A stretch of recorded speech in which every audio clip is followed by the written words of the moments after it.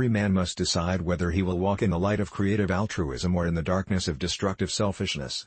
There is nothing more tragic than to find an individual bogged down in the length of life, devoid of breadth.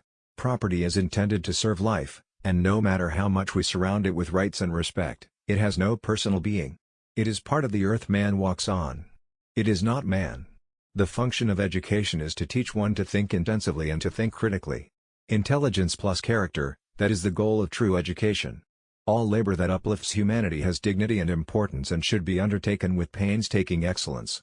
An individual has not started living until he can rise above the narrow confines of his individualistic concerns to the broader concerns of all humanity. Rarely do we find men who willingly engage in hard, solid thinking. There is an almost universal quest for easy answers and half-baked solutions. Nothing pains some people more than having to think. Hollow understanding from people of goodwill is more frustrating than absolute misunderstanding from people of ill will.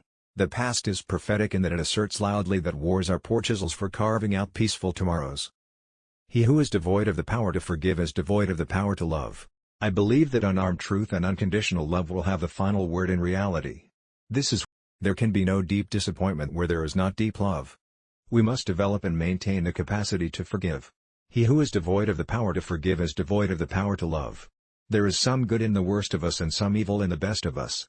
When we discover this, we are less prone to hate our enemies. Balance is absolute commitment to the way of love. Love is not emotional bash, it is not empty sentimentalism. It is the active outpouring of one's whole being into the being of another. Man must evolve for all human conflict a method which rejects revenge, aggression and retaliation. The foundation of such a method is love.